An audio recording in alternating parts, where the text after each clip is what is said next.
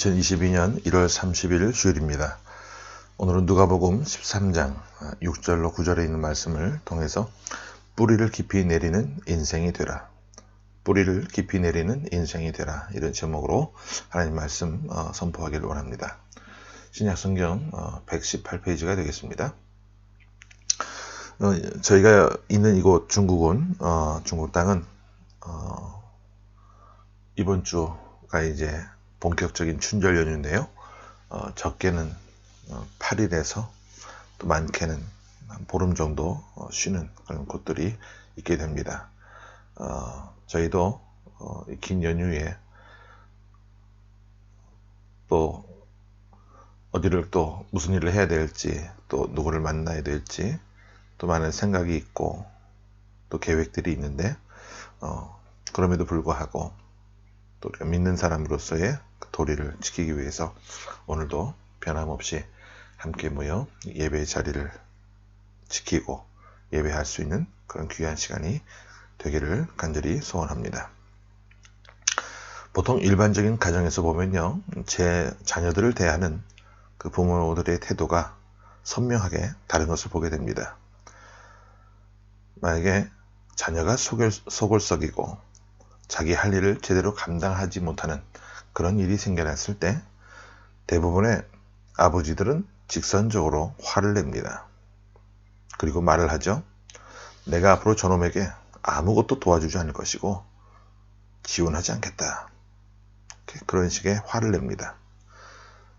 반면에 어머니들은 태도가 좀 다르죠. 자녀들을 감싸고 기다려주고 남편을 설득합니다.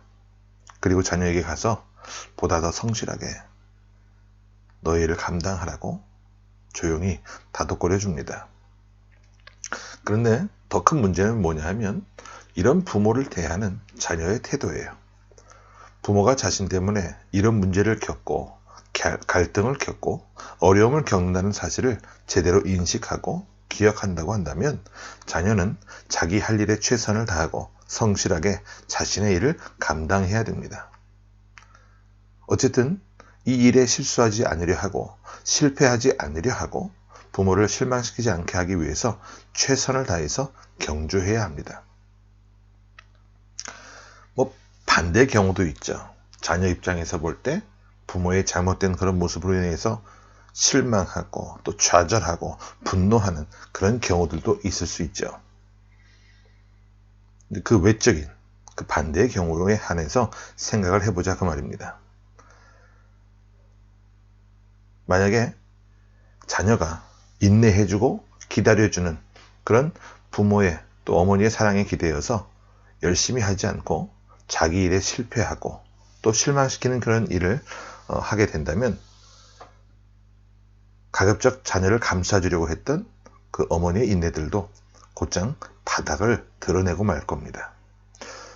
오늘 제가 왜 이런 말씀을 드리냐 하면 오늘 본문 말씀이 바로 그런 상황들을 비유로 해서 주님께서 하신 말씀이 나오기 때문에 그래요. 그러면 어떤 비유를 통해 우리에게 말씀하셨는지 6절과 7절 말씀을 먼저 함께 보겠습니다. 자, 6절과 7절이에요. 시작. 이에 비유로 말씀하시되 한 사람이 포도원에 무화과 나무를 심은 것이 있더니 와서 그 열매를 구하였으나 얻지 못한지라. 포도원 지기에게 이르되 내가 3년을 와서 이 무화과 나무에서 열매를 구하되 얻지 못하니 찍어버리라. 어찌 땅만 버리게 하겠느냐. 어떤 포도원 주인이 자기 포도밭에 무화과 나무를 심었습니다. 그리고 열매를 기대했어요. 그런데 3년을 기다려도 열매가 맺히지 않았습니다. 그래서 포도원에서 농사짓는 그 포도원 지기에게 말을 해요. 찍어버리라고. 어찌하여 내 땅만 버리게 그냥 두느냐고 그렇게 이야기를 합니다. 자, 여기서 우리가 두 가지 질문을 한번 해보게 되는데요. 하나는 뭐냐 하면 왜 포도원 주인이 포도밭에 무화과 나무를 심었느냐 하는 것이고요. 또 두 번째 질문이 있는데 그것은 제가 생각해 볼 때 왜 3년만 기다렸는가 하는 질문이에요. 그러면 첫 번째 질문을 한번 보자고요. 왜 포도원 주인이 포도밭에다가 무화과 나무를 심었느냐? 이 질문에 대해서요, 우리가 이상하게 여길 것이 없습니다. 왜냐하면 그 당시 이스라엘 사람들이요, 지었던 농사법을 보게 되면 그냥 일반적으로 포도원에도 무화과 나무를 심는 것이 일상적인 모습이었기 때문에 그렇습니다.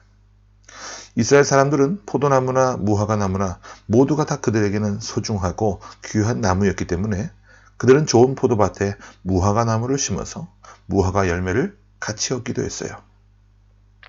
이때 중요한 것은 포도원 주인의 의도입니다.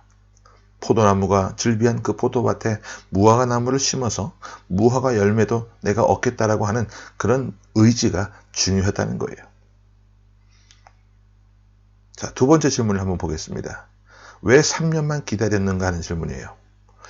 일반적으로 무화과 나무를 심으면 그 무화과 나무가 성장해서 열매를 얻을 수 있을 때까지 자라게 되는데 보통 3년에서 4년 정도가 걸린다고 합니다.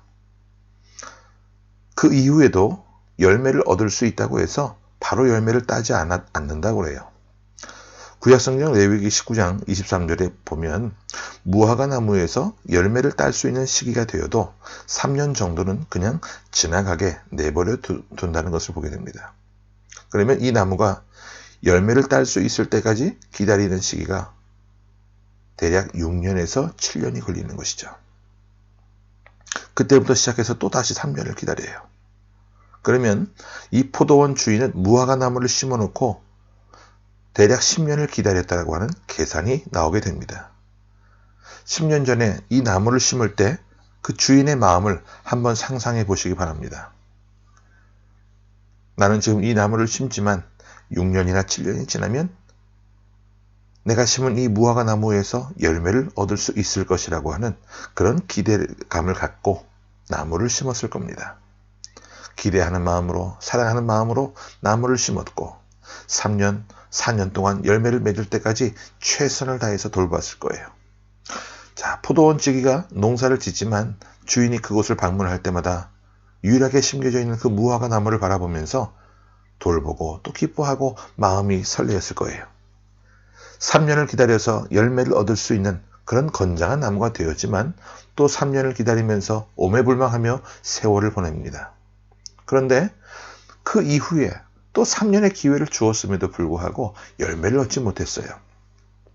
1년이 지나고 2년이 지나고 또 3년이 지나 10년의 시간을 보내게 됩니다.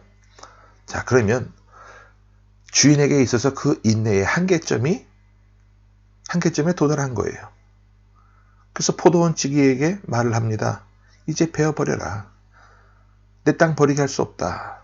이렇게 말하는 그 주인의 말을 듣고 포도원 지기가 어떤 반응을 하고 있는지 우리 이어서 8절과 9절을 한번 보겠습니다. 자, 시작. 대답하여 이르되 주인이여 금년에도 그대로 두소서. 내가 두릅하고 거름을 줄이니 이후에 만일 열매가 열면 좋거니와 그렇지 않으면 찍어 버리소서 하였다 하시니라.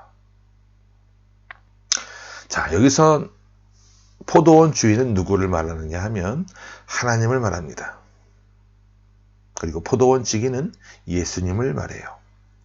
그리고 여기 나오는 무화과 나무는 바로 우리 자신들을 가리키는 그런 주님의 비유라는 겁니다. 아버지 하나님께서 이제는 찍어버리라고 말씀하셨는데 주님께서 간곡하게 하나님께 간청을 합니다. 금년에도 그대로 두소서. 제가 올 한 해 두릅하고 거름을 줄 터이니 그럼에도 불구하고 내년에도 열매를 맺지 못하게 된다면 그때 찍어버리소서. 한 번만 더 기회를 달라고 주님께서 말씀하시는 거예요. 여러분, 나무가 왜 열매를 맺지 못합니까? 나무가 열매를 맺지 못하는 까닭은요, 한 가지입니다. 뿌리가 문제예요. 뿌리가 깊이 내려가지 못하고 뿌리가 깊이 내려가서 수분과 양분을 빨아들여서 줄기로 보내고 가지로 보내고 잎으로 보내지 못할 때 열매를 맺을 수 없게 되는 것이죠. 뿌리 관리에 실패한 나무는 절대로 열매를 맺을 수가 없습니다. 무화과 나무를 좋은 땅에 심었지만 겉보기에는 좋아 보이나 뿌리가 부실하고 문제가 있기 때문에 그 사실을 잘 알고 있었던 포도원 지기는요, 나무 주변을 두릅하고 거름을 주어서 뿌리를 복돋워 주겠다라고 이야기하고 있는 거예요. 우리는 하나님께서 기름진 땅에, 좋은 땅에, 옥토밭에 심어 놓으신 무화과 나무와 같은 존재입니다. 여러분의 뿌리는 얼마나 건강합니까? 여러분의 뿌리는 얼마나 깊이 내려가 있습니까? 하나님 말씀의 양분을, 그 하나님 말씀의 생수를, 영적인 양분과 생수를 매일같이 섭취하고 받아 먹고 성장해서 우리는 주인께서 기뻐하시는 열매를 맺어서 하나님께 영광을 돌리고 살고 있는 그런 존재입니까? 주인께서 우리를 좋은 땅에 심어 놓으시고 하나님께 열매를 갖고 영광을 돌리라고 말씀하셨는데도 불구하고 우리는 그렇게 살지 못하고 어제도 오늘도 내일도 허송세월만 보내고 땅만 버리고 있는 존재라고 한다면 주인은 머지않아 우리의 나무를 찍어버릴 거예요. 근데 더 큰 문제가 뭐냐 하면 우리에게 이런 위기감이 전혀 없다는 겁니다. 이런 위기의식이 없다는 거예요. 여러분, 세례 요한이 자신에게 세례를 받기 위해 나오는 사람들에게 아주 독설에 가까운 말씀을 퍼부었죠.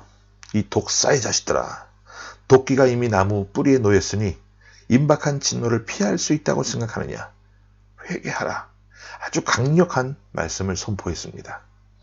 도끼가 이미 나무 뿌리에 놓였음에도 불구하고 사람들은 위기의식을 느끼지 못하고 어제도 아무 일 없이 그렇게 살았는데 오늘이라고 해서 뭐 별 문제가 있겠느냐라고 생각하면서 얼버무리고 죄를 짓고 방탕하게 삽니다. 세상 사람들이 이렇다고 한다면 신앙인들인 우리들은 어떻게 살아야 할까요? 예수님께서 하늘에 계신 아버지께 간청하셔서 우리는 집행을 유예받은 인간들입니다. 오늘도 우리 믿음의 뿌리가 깊이 내려가서 하나님 말씀의 생수에 뿌리를 담그지 못하고 있다면, 주님께서 원하시는 열매를 맺어드리지 못하고 있다면 우리는 도끼가 나무 뿌리에 놓인 긴급하고 그리고 또 위기의식을 가진 사람으로 살고 있다는 그런 사실을 분명히 기억할 수 있어야 합니다. 어떤 열매를 맺어야 하느냐, 그것은 결코 중요하지 않아요. 우리가 무화과 나무라고 한다면 무화과 열매를 맺으면 되는 것이고, 우리가 포도나무라면 포도 열매를 맺으면 되고, 사과나무라고 한다면 사과 열매를 맺으면 됩니다. 중요한 것은 우리가 어떤 나무인가가 중요한 것이 아니고 우리가 어떤 나무이든지 간에 뿌리가 중요하다는 거예요. 하나님 말씀에 뿌리를 내리고 믿음의 뿌리를 받고 털을 잡고 믿음 안에서 성장하고 자라서 주인께서 원하시는 그런 좋은 열매를 가득 맺는 참 믿음의 백성으로 살아가는 저와 여러분의 모습이 될 수 있기를 간절히 소원합니다.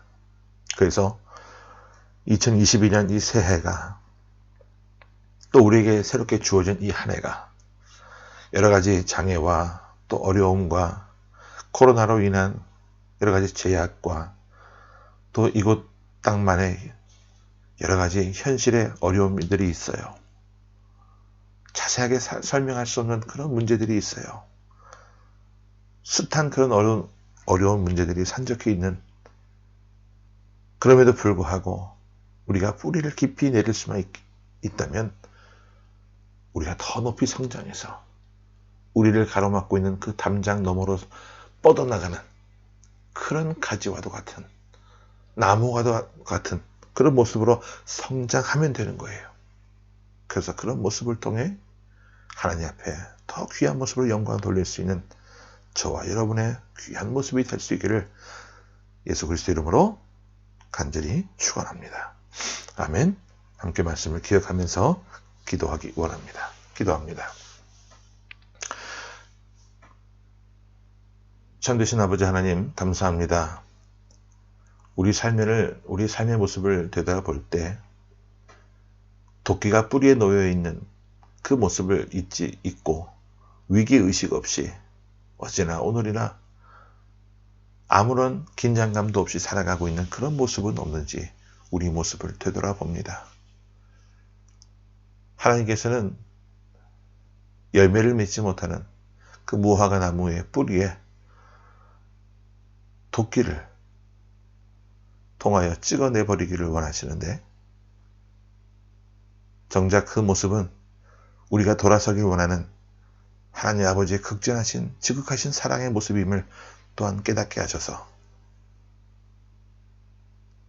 우리가 잘못된 길로 방황하며 방탕한 삶을 살고 있다면 이제는 돌이키는 한 해가 되게 하여 주시고, 그 돌이킨 삶의 모습을 통해 주님께서 우리를 위해 예비해 놓으신 귀한 열매들을 맺어 하나님 앞에 영광 돌리고 또한 사람들을 풍성하게 하는 그런 축복의 통로로 쓰임받는 이 한 해가 될 수 있도록 하나님 도와주시옵소서. 그러한 삶을 통해서 하나님, 그러한 또한 삶을 살기 위해 우리가 소망하며 더 깊이 있는 믿음의 뿌리를 내리게 하시고 털을 잡게 하시고 믿음 안에서 성장하고 자라 담장 너머에 축복을 받을 수 있는 주님의 귀한 백성들 될 수 있도록 하나님 역사하여 주옵소서. 살아계신 주 예수 그리스도의 이름으로 감사하며 간절히 기도하옵나이다. 아멘.